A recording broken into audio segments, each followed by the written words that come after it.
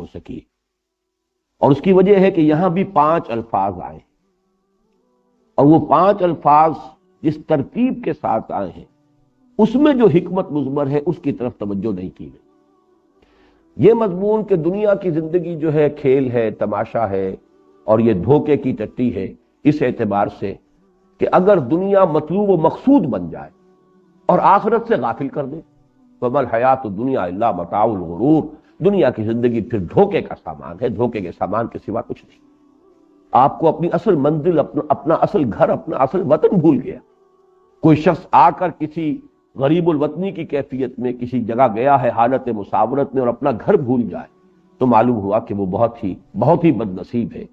تو دنیا اگر اس طریقے سے اپنے اندر کسی انسان کو جذب کر لے، متوجہ کر لے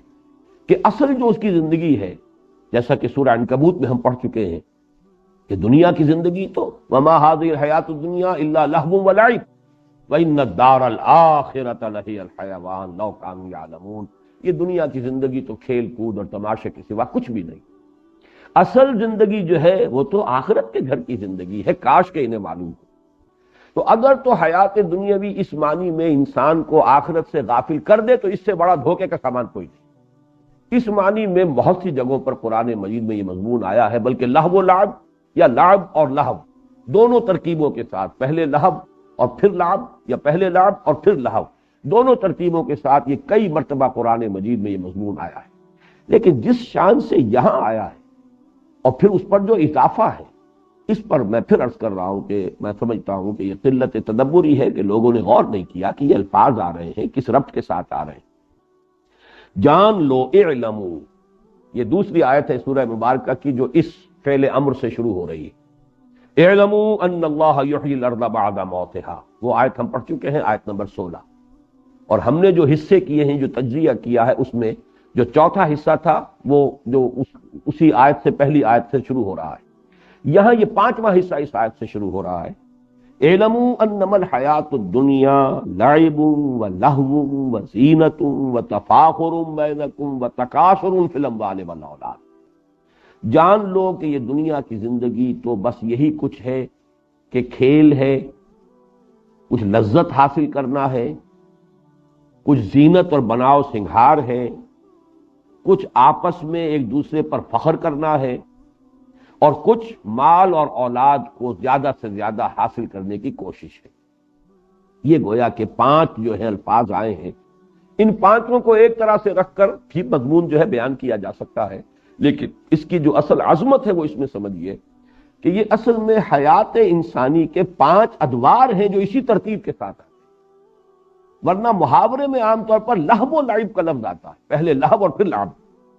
اگرچہ دوسری ترتیب بھی قرآن میں ہے، لیکن ہم جب عام اردو زبان میں بھی گفتگو کرتے ہیں یا عربی میں بھی اگر محاورے کے طور پر آئے گا تو لہو و لعب، لیکن یہاں پر ترتیب آپ دیکھیے، لعب و لہو و زینۃ و تفاخر بینکم و تکاثر فی الاموال والاولاد۔ انسانی زندگی کے یہ 5 ادوار ہیں۔ پہلا دور وہ ہے جب کہ زندگی صرف کھیل سے عبارت، کوئی فکر نہیں، کوئی تشویش نہیں، کوئی اندیشہ نہیں، اپنے کھانے پینے کی فکر نہیں، وہ والدین کے ذمے ہے، بھوک لگے گی ماں کھلائے گی پلائے گی۔ بچے کے لیے زندگی صرف کھیل ہے، الا یہ کہ تکلیف ہو تو رو لے گا، کوئی احتیاج ہے تو بھی منہ بسور ہوگا اور وہ والدین جو ہے ان کو اپنی طرف متوجہ کرے گا، باقی اسے کسی اور شے سے کوئی فکر نہیں۔ اور یہ کھیل ابھی خالص معصومانہ کھیل ہوتا ہے، اس میں کوئی وہ جس کو سینشول گریٹیفیکیشن کہا جاتا ہے، کوئی تلذذ نہیں ہوتا، وہ کھیل ہے، معصومانہ کھیل۔ زندگی جو ہے اس وقت عمر کے اس دور میں سوائے اس سے کوئی اور شے جو ہے ان کے ذہن میں نہیں،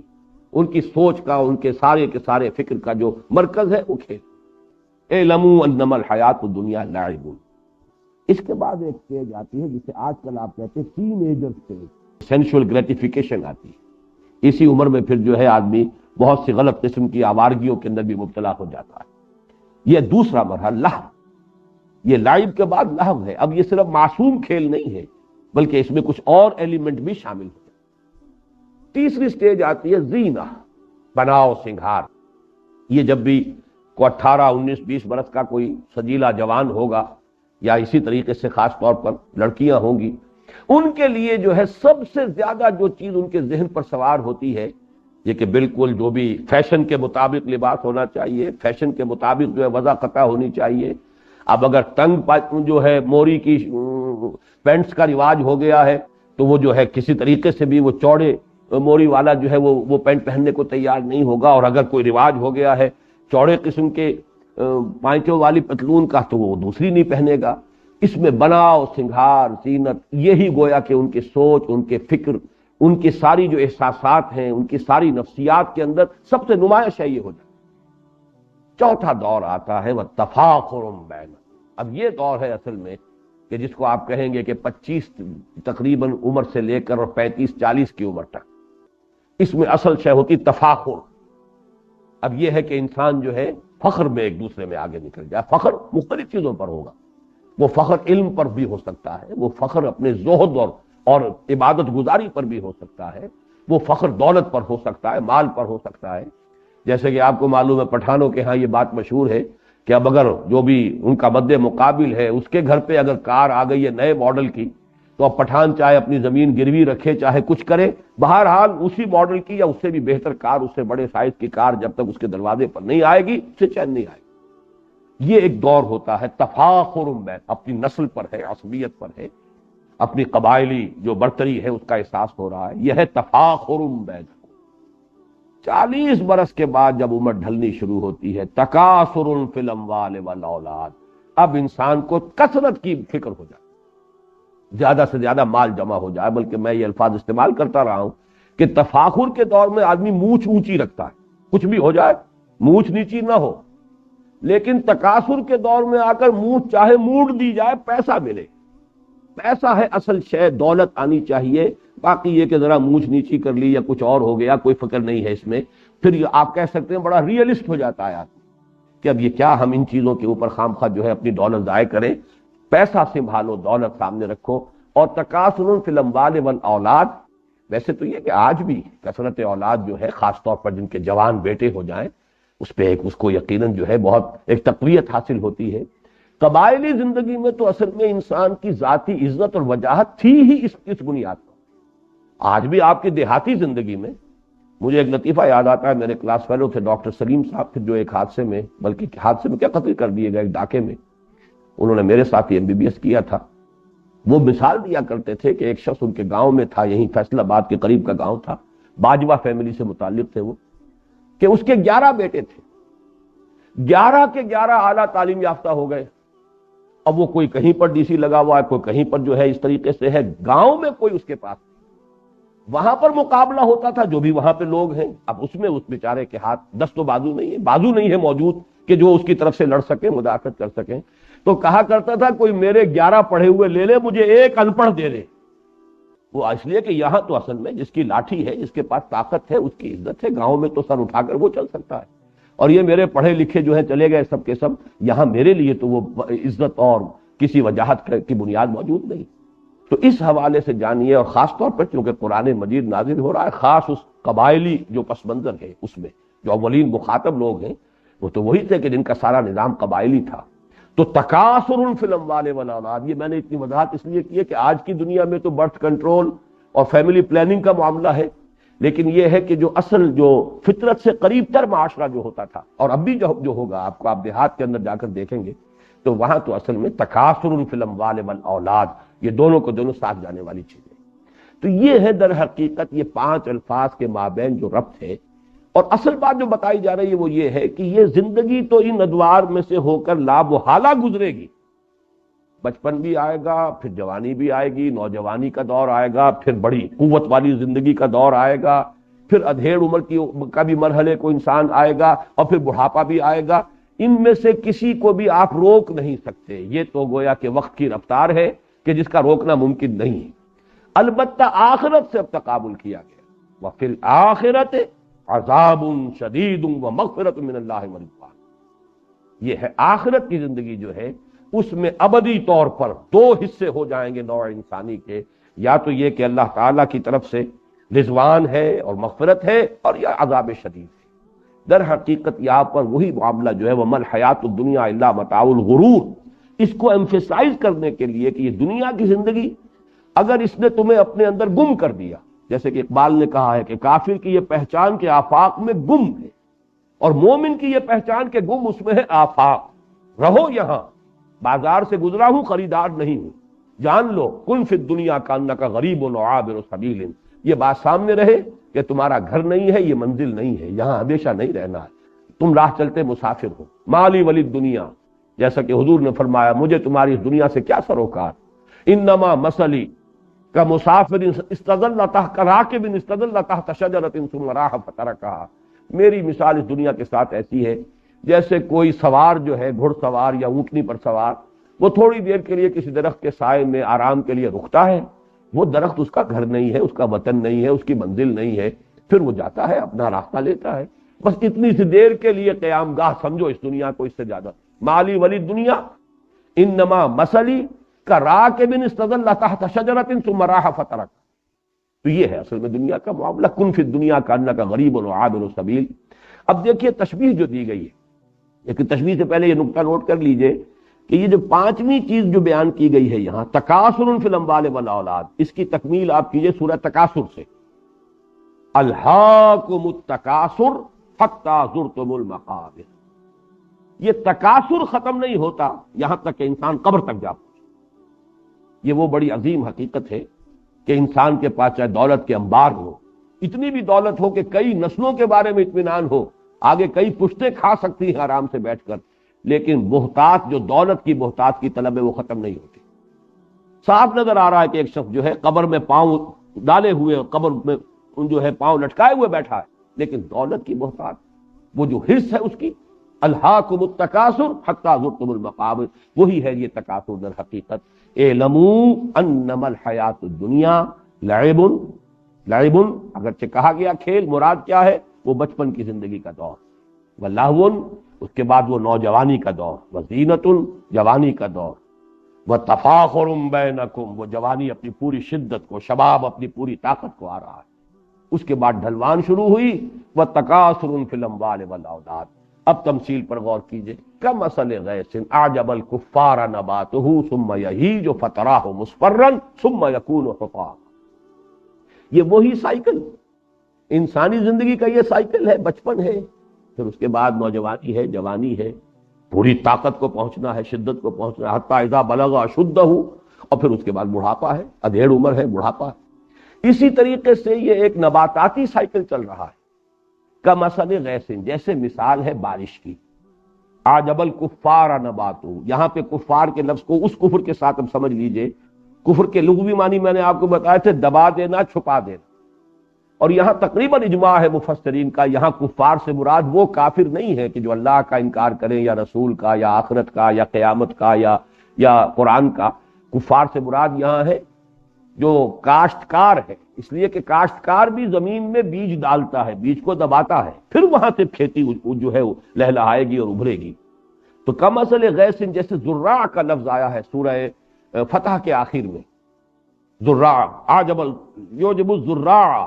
جس کو کہ جب بارش ہوتی ہے اور کھیتی جو ہے اپنی سوئی نکالتی ہے اور وہ چھوٹی چھوٹی سی پتیاں سامنے نمودار ہوتی ہے تو کاشتکار کا دل باغ باغ ہو جاتا ہے۔ وہاں پر بھی یہ لفظ آیا تو فرمایا کمثل غیث اعجب الکفار نباتہ،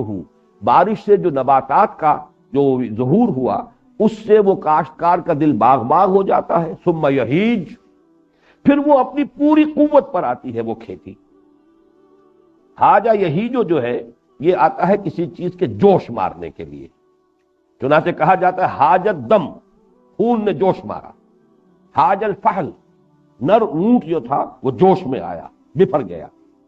حیجت یا حیجت الشر والحرب والبعیر، کسی شے کو جوش دلانا، یہ حیج یحیج تحییجن آتا ہے۔ اسی کو نوٹ کیجئے کہ ایک لفظ اردو میں مستعمل ہے، اس کا مادہ ہیجان، ہیجان کی کیفیت، ہیجانی کیفیت، یہ حاجہ یہیجو سے لفظ ہیجان ہے، یہ جو ہماری ادبی جو لٹریری اردو ہے بہرحال اس کے اندر بہت معروف ہے۔ تو یہاں فرمایا کہ کھیتی ظاہر ہوئی، بارش ہوئی تھی، اب آپ نے دیکھا کہ اس کے بعد ہریاون جو ہے، سبزہ جو ہے معلوم ہوتا ہے کہ اس جو بالکل بے آب و گیا ریت پڑا ہوا تھا، بے آب و گیا مٹی تھی، اس کے اندر اب سبزہ نمودار ہو گیا۔ پھر اس کے بعد ثم یہیج، پھر وہ فصل جو ہے لہلہاتی ہے، اپنی پوری قوت کو آتی ہے، جوش مارتی ہے، فتراہ مصفرا، پھر تم دیکھتے ہو زرد پڑتی، کچھ دیر کے بعد اب وہ چاہے گھاس بھی تھی وہ کچھ عرصے کے بعد وہ گھاس جو ہے وہ زرد پڑ جائے گی۔ کھیتی بھی جب پختگی کو آتی ہے، اب جیسے کہ گیہوں کی فصل ہے، شروع میں تو وہ بڑا ہریالی کا منظر نظر آئے گا، لیکن جب فصل پکنے پہ آئے گی ثم تراہ فتراہ مصفرا، تو تم اس کو دیکھتے ہو کہ اب وہ زرد پڑ گئی۔ ثم یکون حطاما، پھر وہ فصل کٹ گئی تب بھی، اور اگر صرف چراگاہ کی دنیا میں آپ کو معلوم ہے بہت بڑے بڑے رقبے ہیں چراگاہوں پر مشتمل، کوئی فصل نہیں ہوتی وہاں، یہ سارا سینٹرل ایشیا کے جو پلینز ہیں ایشیا کے، میں بہت بڑے رقبے جو ہے اس طرح کے ہیں، جو سٹیپس کہلاتی ہیں، کہ جو یہ سطح مرتفع کے جو ڈھلوانے ہوتی ہیں جن پر سب سے زیادہ قوی لوگ پیدا ہوتے ہیں، یہ تمام لوگ جو پہاڑی سطح مرتفع کے علاقوں کے رہنے والے، یہ منگولز بھی وہیں کے تھے، پھر اسی طریقے سے یہ مرہٹا جو ہے ہندوستان کے اندر، یہ بھی وہ سطح مرتفع دکن کی جو ہے اس کے لوگ ہیں، کہ ان کے ہاں بس کام یہی ہے کہ وہ ان کے جو بھی جانور ہیں وہ بارش ہوئی اور وہ سبزہ ہوا اور اس کے اوپر وہ چرتے پھر رہے ہیں، اور باقی یہ کہ وہ اس گھوڑے کے اوپر سوار ہو کر یہی قبائل تھے کہ جو پھر نکلتے تے تو دنیا میں کوئی ان کا مقابلہ نہیں کر سکتا، وہ اٹیلا ہو، وہ چنگیز ہو، کہاں سے چل کر کہاں پہنچا ہے، یہ تمام کے تمام یہ حقائق جو ہیں ہسٹوریکل ایچ جی ویلز نے بڑی خوبصورتی سے بیان کی ہے۔ بہرحال یہاں پر یہ دیکھیے کہ اس کے بعد کیا ہوتا ہے، وہ سبزہ بھی ہے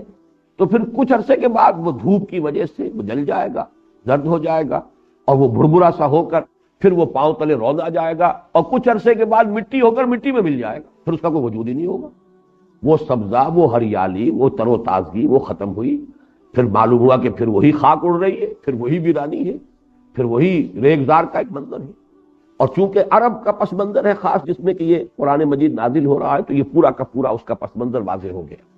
تو جیسے یہ سائیکل ہے، اب ہمارے ہاں فصلوں کا معاملہ ہوتا ہے، بیج ڈالا ہے، باقاعدہ فصل ہوئی ہے، لیکن وہاں بھی تو یہ ہوگا، فصل جب کٹ جاتی ہے تو کیا ہوتا ہے، اس کے بعد تو وہاں پر یہی ہے کہ کچھ تھوڑا بہت جو ہے وہ اڑتے پھر رہے ہیں، وہ تنکے ہیں کہ جو توڑی کے تنکے ہیں، توڑی بھی اگر فرض کیے جمع کر لی گئی ہے تو کہیں کہیں جو اس کے باقیات و صالحات ہیں وہ ہیں، ہوا انہیں لیے پھر رہی ہے۔ اب وہ منظر خوشنما نہیں رہا۔ یہ سائیکل ہے نباتاتی جو اس دنیا میں چند مہینوں کی سائیکل ہوتی ہے، لیکن یہ کہ انسان کی زندگی کا یہی سائیکل ہے، جس گھر میں بھی نئی ولادت ہوئی ہے، بچہ پیدا ہوا ہے، خوشی کے شادیانے بجائے جا رہے ہیں، خوشیاں منائی جا رہی ہیں، پھر وہ بچہ بڑھا ہوتا ہے، پھر اس میں طاقت آتی ہے، وہ جوانی کو پہنچتا ہے، اس کی امنگیں ہیں، اس کے ولولے ہیں، اس میں تفاخر پیدا ہوتا ہے، زینت و تفاخر، پھر یہ کہ اس کی جو ہے ایک ڈھلوان آتی ہے۔ اب چہرے پر بھی زردی آتی ہے، فتراہ مصفرن، چہرے پر جھریاں پڑ رہی ہیں، بال جو ہے سیاہ نہیں رہے، سفید ہو گئے ہیں، ہو کہ آخر کار بڑھاپا آئے گا، موت آئے گی، اور وہ قبر میں اتار دیے جائیں گے، اور کچھ عرصے کے بعد مٹی ہو کر مٹی میں مل جائیں۔ تو یہ ہے وہ سائیکل، ہیومن لائف سائیکل، اور یہ ہے وہ نباتاتی سائیکل جو ہے بوٹینیکل سائیکل۔ ان دونوں میں بڑی گہری مناسبت ہے، اور اس آیت کریمہ کا جو اصل حسن ہے معنوی وہ اسی میں مضمر ہے کہ یہ سٹیجز ہیں۔ اعلموا انما الحیات الدنیا لعب ولہو وزینۃ وتفاخر بینکم وتکاثر فی الاموال والاولاد کمثل غیث اعجب الکفار نباتہ ثم یہیج فتراہ مصفرا ثم یکون حطاما۔ یہ ہونا ہے ہر ایک کے ساتھ، بادشاہ کے ساتھ بھی ہونا ہے، فقیر کے ساتھ، گدھا کے ساتھ بھی ہونا ہے، محلوں میں رہنے والوں کے ساتھ بھی ہونا ہے، جھوپڑیوں والوں کے ساتھ بھی ہونا ہے۔ ان کی بھی زندگی بالآخر ختم ہوگی، وہ بھی مٹی ہو کر مٹی میں ملیں گے، ان کی بھی زندگی ختم ہوگی اور یہ بھی مٹی میں ہو کر مٹی مل جائیں گے۔ لیکن وفی الآخرۃ عذاب شدید ومغفرۃ من اللہ ورضوان، وہاں ہے دوام مستقل، وہ جو انجام آئے گا آخرت میں یا تو پھر عذاب ہے بہت سخت، وفی الآخرۃ عذاب شدید ومغفرۃ من اللہ ورضوان، اور پھر دوسری شکل ہے اور مغفرت اللہ کی طرف سے اور اللہ کی رضا۔ وَمَا الْحَيَاةُ الدُّنْيَا إِلَّا مَتَاعُ الْغُرُورِ، اور دنیا کی زندگی سوائے دھوکے کے سامان کے کچھ نہیں۔ یہاں البتہ میں یہ چاہتا ہوں کہ یہ حقیقت آپ کے سامنے رہے۔ حدیث نبوی جو ہے حضور نے فرمایا الدنیا مزرعۃ الآخرہ، دنیا اس اعتبار سے تو دھوکے کا سامان ہے اگر یہ آپ کو غافل کر دے آخرت،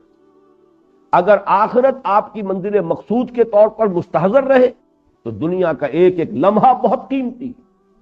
اس لیے کہ اسی سے آخرت بنانی۔ الدنیا مزرعۃ الآخرہ، دنیا آخرت کی کھیتی ہے، یہاں بوؤ گے تو وہاں کاٹو گے، یہاں اگر بویا ہی کچھ نہیں تو کاٹو گے کیا، فصل کہاں سے ملے گی؟ اس اعتبار سے زندگی جو ہے وہ بہت قیمتی شے ہے، یہ لائبلٹی نہیں ہے، بہت بڑا ایسٹ ہے۔ اس حوالے سے اگر آخرت سامنے رہے اور مقصود و مطلوب وہ ہو، لیکن اگر اس دنیا نے اس طرح آپ کو غافل کر دیا، اپنے اندر گم کر دیا، پھر وہ اقبال کا شعر سنا رہا ہوں، کافر کی یہ پہچان کہ آفاق میں گم ہے، مومن کی یہ پہچان کہ گم اس میں ہے آفاق، رہتا ہے دنیا میں لیکن دنیا کا باسی ہے نہیں، دنیا کا طالب ہے نہیں، دنیا اس کی جس کو کہا مبلغ علمہم، ان کے علم کا مبلغ جو ہے وہ یہ دنیا نہیں ہے، وہ جانتے ہیں کہ ہماری منزل جو ہے وہ تو آخرت ہے، ہم وہاں جا رہے ہیں، یہ تو ایک عارضی سفر ہے، عارضی قیام گاہ ہے۔ اگر یہ کیفیت ہے تو پھر ایک ایک لمحہ بہت قیمتی ہے، اسے امر بنایا جا سکتا ہے، اس سے اگر صحیح استفادہ کیا جائے تو وہ حدیث ذہن میں رکھیں، الدنیا مزرعۃ الآخرہ۔ اب اگر یہ حقیقت واضح ہو گئی تو اب فرمایا سابقوا الی مغفرۃ من ربکم وجنۃ عرضھا کعرض السماء والارض۔ سابقوا باب مفاعلہ سے ہے مسابقت، سبقہ آگے بڑھ جانا، استبقہ آگے نکلنے کی کوشش کرنا، یہ باب استفعال ہو جائے گا، استباق، لیکن باب مفاعلہ مسابقت، دوڑ لگانا، ایک دوسرے سے آگے نکلنے کی کوشش کرنا۔ یہ لفظ بہت اہم ہے کہ تم دنیا کے طالب بن جاتے ہو تو دنیا میں ایک دوسرے سے آگے نکلنے کی کوشش کرتے ہو، دولت میں آگے بڑھ جاؤ، تفاخر بینکم وتکاثر فی الاموال والاولاد۔ اب اگر آخرت منزل مقصود بن گئی تو اس کے لیے بھی دوڑ لگاؤ، اس کے لیے بھی ایک دوسرے سے آگے نکلو۔ یہ نہ ہو کہ دنیا کے لیے تو تمہاری جو ہے تمہارا جوش بھی ہے اور تمہارا خروش بھی ہے اور تمہارے اندر جو ہے حرکت بھی ہے، لیکن آخرت کہنے کو تو مطلوب و مقصود ہے، لیکن اس کے لیے بڑی قناعت ہے آخرت کی طرف سے، اس کے لیے کوئی بھاگ دوڑ اور کوئی ایک دوسرے سے آگے نکلنے کی کوشش نہیں۔ تو مسابقت جو ہے یہ فطرت انسانی کے اندر موجود ہے، جس کو آپ کہتے ہیں، ایڈلر نے کہا ہے دی ارج ٹو ڈومینیٹ، ایک دوسرے کے اوپر غالب آنے کی کوشش، ارج ٹو ڈومینیٹ، یہ انسان کے اندر ہے، مسابقت کا جذبہ ہے۔ اب صرف یہ کہ آپ اس کے فیلڈ کو بدل دیجیے، مسابقت مال میں نہ کیجیے، مسابقت خیرات میں کیجیے۔ یہ سورہ بقرہ میں بھی آیا ہے وَلِكُلٍّ وِجْهَةٌ هُوَ مُوَلِّيهَا فَاسْتَبِقُوا الْخَيْرَاتِ۔ دیکھو ہر ایک نے کوئی نہ کوئی اپنا ہدف مقرر کیا ہوا ہے جس کی طرف وہ پیش قدمی کر رہا ہے، محنت کر رہا ہے۔ تو اے مسلمانوں، تمہارا مسابقت کا معاملہ اور استباق جو ہے تمہارا، وہ ہونا چاہیے خیرات، حسنات، نیکیوں کے لیے، بھلائیوں کے لیے، انفاق میں، جہاد فی سبیل اللہ میں، آگے سے آگے بڑھ کر سرفروشی کرو، آگے سے آگے بڑھ کر انفاق کرو، ایک دوسرے سے نکلنے کی کوشش کرو۔ تو دین کے معاملے میں یہ مسابقت محمود ہے، یہ ناپسندیدہ شے نہیں ہے، جس کی کہ مثالیں ہمیں صحابہ کرام میں ملتی ہیں کہ حضرت عمر فرماتے ہیں کہ غزوہ تبوک کے موقع پر جب حضور نے کہا ہے کہ بڑا کڑا وقت آ گیا ہے دین کے لیے، اب جو بھی کوئی لا سکتا ہو لے کر آئے، اور ضرورت ہے پیسے کی، مال کی، اس لیے کہ بہرحال اسلحہ فراہم کرنا ہے، سواریوں کا بندوبست کرنا ہے، رسد کا بندوبست کرنا ہے۔ تو حضرت عمر فرماتے ہیں کہ اتفاقاً اس وقت میرے پاس دولت بہت تھی۔ یہ اتفاقاً غلط سمجھ لیجئے، کیوں تھی؟ اس لیے کہ کاروباری آدمی جو ہوتے یہ سب تاجر تھے، عرب کے سب لوگ، مہاجرین سب کے سب تاجر تھے۔ تاجر کو ہاں یہ ہوتا ہے کہ کبھی تو جس کو آپ کہتے ہیں لیکویڈیٹی، کبھی تو وہ اتنی ہوتی ہے، کوئی اتنی رقم موجود ہے، اویلیبل ہے، ورنہ یہ کہ آپ کی رقم انویسٹڈ ہے، آپ چاہتے بھی نکالنا نہیں نکال سکتے۔ لیکن کسی وقت یہ کہ آپ کے پاس دولت جو ہے کیش کی شکل میں یا اویلیبل مال کی شکل میں موجود۔ تو حضرت عمر فرماتے ہیں کہ اس وقت میرے پاس اتفاق سے دولت بہت تھی، پیسہ بہت تھا، میں نے سوچا اس موقع پر تو میں ابو بکر سے بازی لے ہی جاؤں گا۔ تو دیکھیے یہاں وہ مسابقت کا جذبہ ہے، لیکن مسابقت فی الخیرات، فاستبقوا الخیرات۔ تو میں نے یہ کیا کہ اپنی ساری جو بھی تھی میرے ایسٹس تھے، 2 حصے کیے، ایک حصہ لا کے حضور کے قدموں میں ڈال دیا۔ اب منتظریں دیکھیں آج کیا ہوتا ہے، استباق تو ہو رہا ہے، مسابقت تو ہو رہی ہے۔ حضرت ابو بکر جو لائے ہیں تو پوچھا حضور نے کہ کیا چھوڑا گھر والوں کے لیے؟ عرض کیا کچھ نہیں چھوڑا، جو کچھ تھا لیا۔ تو حضرت عمر فرماتے، اب دیکھیے یہاں پر کوانٹٹی کا ایلیمنٹ نہیں آئے گا، جو کچھ تھا لے آئے، چاہے وہ کم ہو، اس کی کوئی ہمیں اس کی تفصیل نہیں معلوم کہ کتنا کچھ لائے تھے اور حضرت عمر کتنا لائے تھے، لیکن وہ جتنا بھی لائے تھے وہ کل کا کل تھا، اور حضرت عمر جتنا بھی لائے تھے وہ نصف تھا۔ نصف تو نصف رہے گا، کل کے برابر نہیں ہو سکتا۔ تو حضرت عمر فرماتے اس روز میں نے جان لیا کہ ابو بکر سے آگے بڑھنا ممکن نہیں، رضی اللہ تعالی عنہما۔ تو یہ ہے اصل میں فاستبقوا الخیرات، سابقوا، دوڑو، آگے نکلو۔ اور اس کی بڑی پیاری حدیث بھی موجود ہے، حضور نے فرمایا دیکھو دنیا میں اس کو دیکھا کرو جو تم سے پیچھے ہو، اور دین میں اس پر نگاہ رکھو جو تم سے آگے ہو۔ اس لیے کہ جو آگے ہے دین میں اس کو دیکھو گے تمہارے اندر بھی جذبہ ابھرے گا، یہ اگر اتنی کچھ کر رہا ہے میں بھی کر سکتا ہوں، میری ہی طرح کا انسان ہے۔ اور اگر جو پیچھے ہے دین میں اس کو دیکھو گے تو سمجھو گے میں جو کر رہا ہوں بہت کر رہا ہوں، اس لیے کہ اس نے تو یہ بھی نہیں کیا، میں نے تو یہ کچھ تو کر لیا، تو اس سے آپ کی ترقی رک جائے گی۔ دنیا میں اگر آگے والے کو دیکھیں گے تو آپ میں جذبہ ابھرے گا کہ آپ دنیا کمانے کے لیے اور مزید محنت کریں، پیچھے والے کو دیکھیں گے تو قناعت پیدا ہو۔ تو دنیا کے لیے قناعت چاہیے، اب اس کا بھی تو گزارا ہو رہا ہے، اس کے بغیر بھی تو کام چل رہا ہے، آخر وہ بھی اسی دنیا میں رہ رہا ہے، تو کیا ضروری ہے؟ جیسے کہ مرزا عبد القادر بیدل کا شعر ہے، بڑا پیارا شعر ہے کہ ہرس قانے نیست بے دل ورنہ درکار حیات آنچے ماں درکار داریم اکثرس درکار نے۔ یہ تو ہماری ہرس ہے کہ یہ بھی ہو وہ بھی ہو، یہ بھی ضرورت ہے اس کی بھی ضرورت ہے، ورنہ واقعہ یہ ہے کہ ہم جن چیزوں کو سمجھتے ہیں کہ یہ لازمی ہے زندگی گزارنے کے لیے، ان کی اکثریت ایسی چیزیں ہیں کہ جو اکثرش درکار نیست، وہ حقیقت میں درکار نہیں۔ تو دنیا میں اس کو دیکھو جو تم سے پیچھے، تاکہ جو بھی تمہیں حاصل ہے اس پہ قناعت پیدا ہو، شکر ادا کرو اللہ کا، اور دین میں اس کو دیکھو جو تم سے آگے ہے، تاکہ تمہارے اندر بھی آگے بڑھنے کا جذبہ۔ سابقوا الى مغفرۃ من ربکم وجنۃ عرضها كعرض السماء والارض، اس جنت کے حصول کے لیے دوڑ لگاؤ جس کا پھیلاؤ، جس کی پہنائی آسمان اور زمین جتنی ہے۔ چنانچہ ایک دوسرے مقام پر یہ بھی آیا ہے وسارعوا، لفظ سارعوا وہاں آیا مسارعت، یہ سورہ آل عمران کی آیت نمبر 133 ہے۔ سارعوا الى مغفرۃ من ربکم وجنۃ عرضها السماوات والارض، یہاں جو لفظ عرض آیا ہے ان دونوں آیات میں، وہ ایک تو ہم لفظ عرض استعمال کرتے ہیں طول کے مقابلے، طول اور ہے، عرض کم ہوتا ہے، طول زیادہ ہوتا ہے، لیکن عربی زبان میں جو عرض کا لفظ آتا ہے وہ کسی شے کی وسعت کے لیے، مجرد وسعت کو ظاہر کرنے کے لیے۔ قرآن مجید میں کس مقام پر ہے یہ تو میرے ذہن میں نہیں ہے، ذو دعائن عریض، یعنی جب انسان کو کوئی تکلیف آتی ہے تو بڑی لمبی چوڑی دعائیں مانگنی شروع کر دیتا ہے، وہاں پہ کوئی طول کا لفظ علیحدہ نہیں آیا ہے، لمبی چوڑی دعائیں، ذو دعائن عریض، بڑی لمبی لمبی چوڑی چوڑی دعائیں مانگتا ہے انسان، اور جب ہماری طرف سے نعمت مل جاتی ہے تو ہمیں بھول جاتا ہے،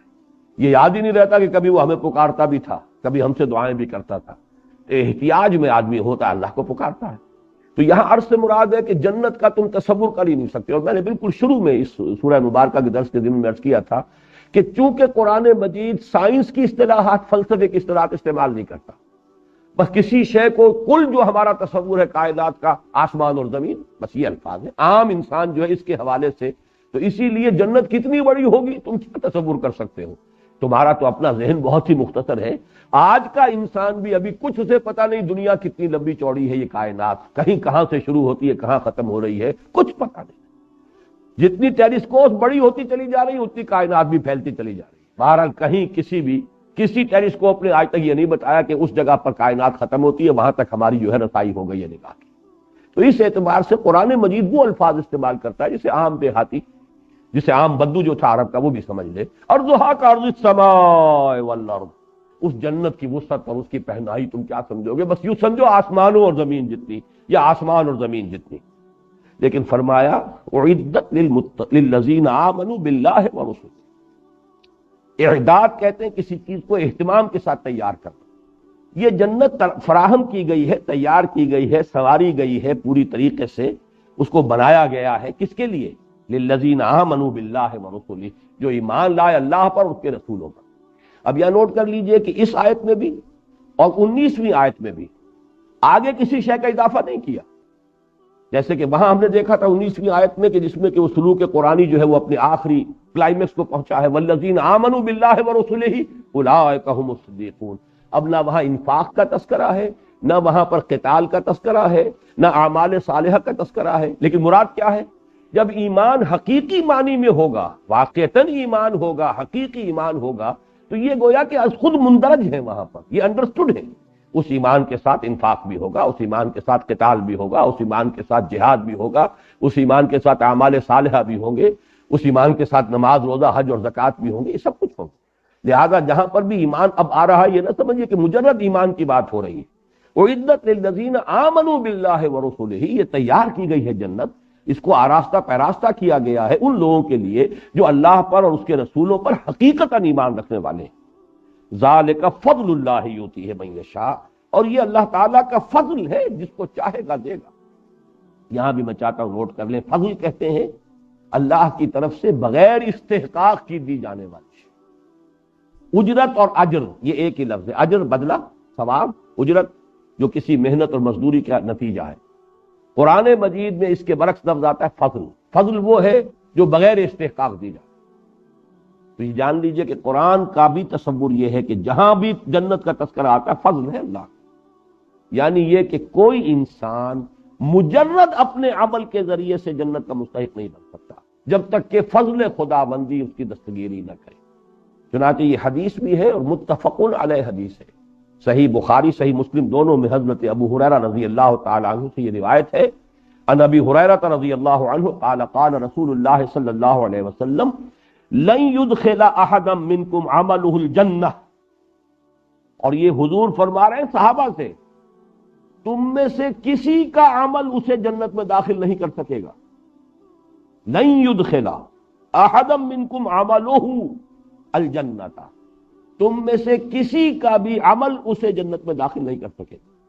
قالوا ولا انت، کہ میں بارہا کہا کرتا ہوں کہ جس کو بھی اللہ نے اس وقت کی توفیق دی، بڑی جرت سے کا مظاہرہ کرتے ہوئے حضور سے پوچھ لیا، حضور کیا آپ کا بھی معاملہ یہی ہے؟ کیا آپ بھی جنت میں محض اپنے عمل سے کی بنا پر داخل نہیں ہوں گے؟ فرمایا قال ولا انا الا ان يتغمدني الله منه بفضل ورحمہ، میں بھی مجرد اپنے عمل کی بنیاد پر نہیں بلکہ الا یہ کہ اللہ تعالیٰ اپنے فضل اور رحمت سے مجھے ڈھانپ لے، اپنے فضل اور رحمت کے سے ڈھانپ لے گا تو جنت میں داخلہ۔ اب یہ ایک انتہائی بات ہے جو حضور نے اپنے بارے میں فرما دی، لیکن بات سمجھانی یہ ہے کہ کبھی بھی اپنا استحقاق نہ سمجھیے جنت، اپنی امکانی حد تک کام کر کے پھر بھی فضل خداوندی کا ہی یہ معاملہ جو ہوگا، جیسے کہ اہل جنت کا ترانہ نقل ہوا، جب جنت میں داخل ہوں گے تو کہیں گے الحمدللہ الذی ہدانا لہذا، اس اللہ کا شکر ہے جس نے اسے ہمیں یہاں تک پہنچا دیا، اس نے پہنچایا۔ وما كنا لنهتدي لولا ان هدانا اللہ، اور ہم ہرگز یہاں نہ پہنچ پاتے اگر اللہ ہی ہمیں نہ پہنچا۔ تو یہ لفظ فضل کے حوالے سے اس بات کو نوٹ کر لیجئے، ذالک فضل اللہ یؤتیہ من یشاء واللہ ذو الفضل العظیم، اللہ بہت بڑے فضل کا مالک ہے۔ اب اس کے بعد جو آیات ہیں اگرچہ تعداد میں کئی ہیں لیکن مجھے ابھی اس کو بیان کرنا ہے، یہ ایک مضمون ہے جو اس سے پہلے سورہ تغابن میں بڑی وضاحت سے آ چکا ہے۔ یہاں اگرچہ لفظاً زیادہ تفصیل ہے، وہاں معنن کم الفاظ میں یہ بات آ چکی ہے، تفصیل میں وہاں بیان کر چکا ہوں۔ اس دنیا کی زندگی میں انسان بہت متاثر ہوتا ہے، حوادث، آفات جو ہے سماوی بھی ہوتے ہیں، بڑے پیمانے پر آ جاتے ہیں، بڑا زلزلہ آ گیا، ہزاروں انسان جو ہے اس میں ختم ہو گئے، مکان دھس گئے، یا سیلاب آ گیا جو ہمارے ہاں پچھلے دنوں بھی آیا تھا، کتنے لوگ ہیں اس سیلاب کے اندر، گھر گھروندے بہہ گئے، گھر ختم ہو گئے، لوگ ڈوب گئے، فصلیں کتنی بڑے بڑے رقبے کے اوپر کھڑی ہوئی تباہ و برباد ہو گئی، یا کسی انسان کے اپنے اندر کوئی بیماری آ گئی اچانک، بیٹھے بٹھائے کوئی خیال ہی نہیں تھا، معلوم ہوا کینسر ہے، معلوم ہوا کہ یہ تو فلاں چیز ہے، ہارٹ جو ہے اتنے پرسنٹ بلاکڈ ہے۔ تو یہ ساری چیزیں اچانک آتی ہیں انسان پر۔ تو حوادث چاہے وہ ذاتی طور پر آ رہے ہوں، بیٹھے بٹھائے کوئی انسان کسی مقدمے میں پھنس گیا ہے، خواہ بخواہ ایسے ہی لوگ لپٹ جاتے ہیں بغیر کسی اس کے کہ کوئی ان کا اپنا ارادہ ہو، اور یہ کہ اس کی وجہ سے پریشانی ہو رہی ہے۔ تو ما صاب من مصیبت فی الارض ولا فی انفسکم، نہیں نازل ہوتی کوئی نازل ہونے والی، لفظ مصیبہ جو ہے یہ تو نازل ہونے والی شے، پڑھنے والی شے، اصابہ یصیب، اصابہ یصیب سے مصیبن، یہ گویا کہ اس میں فاعل ہے، مصیبت مؤنث ہو گیا، پڑھنے والی شے، جو بھی کیفیت مجھ پر یا آپ پر وارد ہوتی ہے، چاہے وہ اچھی ہو، چاہے بری ہو، چاہے تکلیف دہ ہو، چاہے مسرت بخش ہو، جہاں تک لغوی تعلق ہے اس لفظ کا وہ ساری چیزیں اس میں شامل ہو جائیں گی۔ تمام حوادث، تمام واقعات جو بھی ہم پر کیفیات وارد ہوتی ہیں وہ سب کی سب اس میں آ جائیں گے،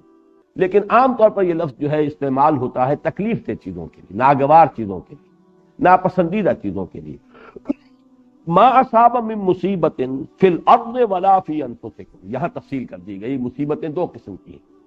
یا تو زمین میں نازل ہوئی، بڑے پیمانے پر ہوئی، سماوی یا آفاقی کوئی مصیبت آئی ہے، ولا فی انفسکم، نہ تمہاری اپنی جانوں میں کوئی تکلیف ہے، بیماری ہے، کوئی اور عارضہ ہے، کوئی حادثہ ہو گیا ہے، اس میں آدمی کا کوئی عضو جو ہے وہ کٹ گیا ہے، کوئی اور مسئلہ ہوا ہے، الا فی کتاب من قبل ان نبرأھا، مگر یہ کہ وہ ایک کتاب میں موجود ہے اس سے پہلے کہ ہم اسے ظاہر کریں، ہم اس کو وجود میں لائیں، ہم اس کو خلعت وجود سے سرفراز کریں۔ اب چونکہ فلسفہ وجود سے متعلق بحث ہم کر چکے ہیں پہلے حصے میں بہت زیادہ، تو یہاں میں چاہتا ہوں کہ ذرا یہ نبرا کے حوالے سے بھی بات سمجھ لیں۔ اللہ تعالیٰ کا ایک اسم گرامی ہے الباری، الخالق الباری المصور، وہ جو گلدستہ قرآن مجید میں 16-17 اسماء جو ایک جگہ آئے ہیں 3 آیات میں، اسی میں یہ الباری بھی آیا ہے۔ تیسری آیت کے اندر پھر یہ هو اللہ الخالق البارئ المصور له الاسماء الحسنى، تو اللہ تعالیٰ کی یہ شان ہے کہ وہ باری ہے۔ باری کے معنی کیا ہے؟ عام طور پر جب خالق کے ساتھ لفظ باری آتا ہے تو اکثر لوگوں نے اس کا یہ نقشہ پیش کیا ہے کہ خلق کہتے ہیں ذہنی طور پر کسی شے کی منصوبہ بندی، نقشہ بنا دینا، اور پھر یہ کہ باری ہے پھر اس کو پوری طریقے سے ظاہر کی ایک شکل جو ہے اس کو عطا کر دینا، اور یہ ہوتا ہے ہر ہماری انسانی تخلیق میں بھی یہ ہوگا۔ کوئی مصور ہے، اس کے ذہن میں پہلے خاکہ بن جاتا ہے، پھر وہ اسے صفحہ کرتاس پر لاتا ہے یا جو بھی اس کا کینوس ہے اس کے اوپر اس کو اتارتا ہے۔ کوئی موجد ہے، اس کے ذہن میں پہلے ایجاد کا نقشہ وجود میں آ جاتا ہے، پھر وہ عملاً جو ہے اس کا خروج جو ہے باہر ہوتا ہے۔ اور باری کے لفظ میں یہ اصولی طور پر یہ بات موجود ہے، برا یبرأ، کسی شے سے علیحدہ ہو جانا، میں تم سے بری ہوں، برات، تبرع، یہ سب کی سب چیزیں کیا ہیں؟ علیحدہ ہو جانا۔ تو در حقیقت اللہ تعالیٰ کی تخلیق کے بارے میں بھی فلاسفہ نے اس کے یہ 2 مراحل بیان کیے ہیں کہ ایک ہے کسی شے کا وجود علمی جو اللہ کے اپنے علم میں، شے ہمیشہ سے تھی، وہ اللہ کے علم میں تھی، اس کا خارجی وجود نہیں تھا، اب وہ وجود میں آئی ہے خارجی طور پر، تو یہ ہے برا یبرأ، اور اس کے حوالے سے اللہ تعالیٰ باری ہے۔ جو بھی حوادث اس کائنات میں آنے والے ہیں علم خداوندی میں تو پہلے سے موجود ہیں، وہ عالم ما کانا ما یکون ہے، جو ہونے والا ہے جو ہوا ہے سب اس کے علم میں ہے۔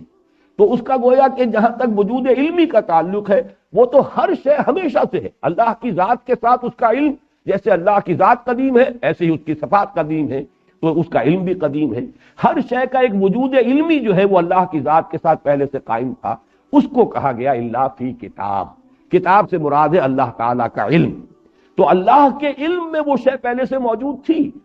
پھر من قبل ان نبرأہا، اب گویا کہ یہ وہاں سے ظاہر ہو رہی ہے۔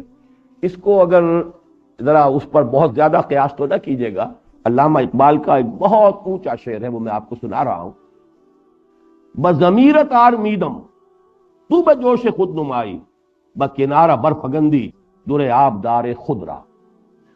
اے اللہ میں تو تیرے اندر، تیرے وجود کے اندر بڑے آرام سے تھا۔ کیا مانی؟ میں علامہ اقبال جو 1877 میں پیدا ہوئے یا اس سے 9 مہینے پہلے وہ والدہ محترمہ کے رحم کے اندر ان کا جو بھی استقرار حمل ہوا، اس سے لاکھوں کروڑوں برس پہلے بھی تو ان کا وجود اللہ کے علم میں تو تھا نا، کیا اللہ کو معلوم نہیں تھا؟ تو وجود جو ہے اس اعتبار سے وجود علمی جو ہے میرا، بضمیرت آرمیدم، میں تیرے وجود کے اندر تیرے علم میں بڑے آرام میں تھا، مجھے تو کوئی چنتا نہیں، کوئی تشویش نہیں، کوئی فکر نہیں۔ بضمیرت آرمیدم تو بجوش خود نمائی، بکنارہ برفگندی در آبدار خدرا۔ یہ جو تمثیل لائے ہیں کہ جیسے سیپی ہوتی ہے، سیپ، اس کے اندر موتی پروان چڑھ رہا ہے، جب موتی بن جاتا ہے تو سیپ خود کھلتی ہے اور موتی کو باہر پھینک دیتی ہے۔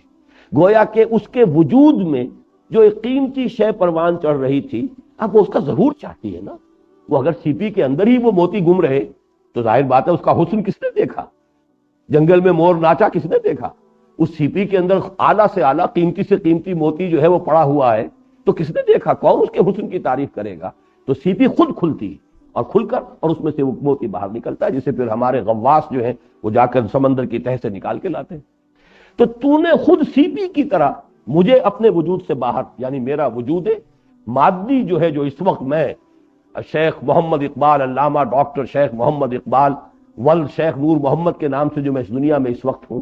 تو یہ تو اصل میں تو نے اپنی خلاقی کے ظہور کے لیے اس کائنات کو پیدا کیا۔ جیسے کہ وہ حدیث ہے کہ کنت کنزا مخفیا فاحببت ان اعرف فخلقت الخلق۔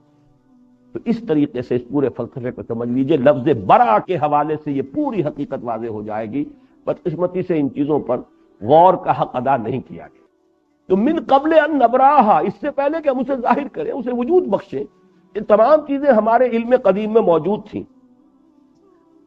ان ذالک علی اللہ یسیر، یہ تمہیں تو بڑی مشکل بات معلوم ہوگی کہ ساری چیزیں ہی کسی کے علم میں ہوں، لیکن تم اللہ کی صفت،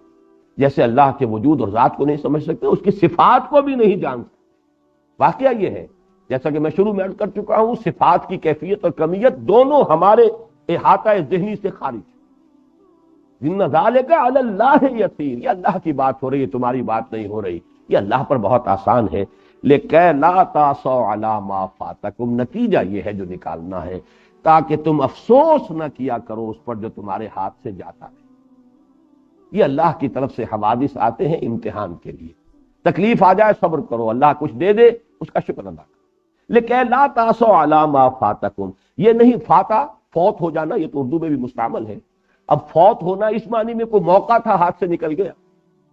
کوئی اور شے تھی آپ کے ہاتھ سے جاتی رہی، تو آپ کا عزیز فوت ہو گیا، کوئی بچہ ہے آپ کے سامنے دم توڑ رہا ہے اور آپ بہرحال اس کو کچھ نہیں کہہ سکتے، وَنَحْنُ أَقْرَبُ إِلَيْهِ مِنْكُمْ وَلَٰكِن لَا تُبْصِرُونَ، تمہاری نگاہوں کے سامنے ہم لے جاتے ہیں تمہارے محبوبوں کو اور تم کچھ نہیں کر سکتے، دیکھ رہے ہوتے ہو۔ تو یہ ہے کہ یہ فوت کوئی ہو جائے تو اس پر بھی افسوس نہ کیا کرو، اللہ کی طرف گئی کہاں ہے وہ شے، اسی کائنات میں ہے، حالت تبدیل ہوئی ہے، اللہ نے تمہارے امتحان کے لیے ایک صورت پیدا کر دی ہے۔ لیکن لا تاسوا علی ما فاتکم ولا تفرحوا بما آتاکم، جو کچھ اللہ دے دے اس پر اترایا نہ کرو، اس لیے کہ یہ بھی امتحان کے لیے ہے، یہ بھی بغرض آزمائش ہے، دولت دی ہے تو حساب بھی تو دینا ہوگا، جس کے پاس دولت زیادہ ہے اس کا حساب بہت بھاری ہو جائے گا، جیسے کہ آج کل انکم ٹیکس کے معاملات ہوتے ہیں، زیادہ دولت مندوں کو زیادہ فکر ہوگی انکم ٹیکس کی، اب جن کا جو ہے گزران جو بھی ہے وہ ہینڈ ٹو ماؤتھ جسے آپ کہتے ہیں، ان سے کیا سروکار ہے کسی انکم ٹیکس انسپیکٹر کو یا آفیسر کو؟ تو معلوم ہے کہ وہاں جب حساب دینا ہوگا تو وہاں بڑا پتہ چلے گا کہ دنیا کا ایک ایک پیسہ جو ہے، اسی لیے بیلنس شیٹس جب بنتی ہیں تو کیپٹل کو لائبلٹیز کے کھاتے میں ڈالتے ہیں، یہ لائبلٹی ہے، you have to account for it, تمہیں بتانا ہوگا کہ تمہارے پاس یہ سرمایہ تھا، تم نے کیا کیا ہے۔ تو یہ تو وہ جو 5 سوال بتائے گئے ہیں، لن تزول قدم ابن آدم حتی یسأل عن 5، عن عمرہ فیما افناہ وعن شبابہ فیما ابلاہ وعن مالہ من این اکتسبہ وفیما انفقہ وعما عمل فیما علمہ۔ تو معلوم ہوا جو چیز اللہ دے دے اس پر اتراؤ نہ، جو اللہ چھین لے اس پر غم نہ کرو، افسوس نہ کرو۔ مومن کی کیفیت وہ ہونی چاہیے جسے سورہ تغابن میں کہا گیا ما اصاب من مصیبت الا باذن اللہ ومن یؤمن باللہ یہد قلبہ، جو اللہ پر ایمان رکھتا ہے اللہ اس کے دل کو ہدایت دے دیتا ہے۔ کس بات کی؟ تسلیم و رضا، اللہ کی مرضی یہ تھی، اللہ کا فیصلہ تھا، اسی میں میرے لیے خیر ہوگا، چاہے وہ خیر مجھے نظر آئے یا نہ آئے۔ بارک اللہ لی ولکم فی القرآن العظیم ونفعنی وإیاکم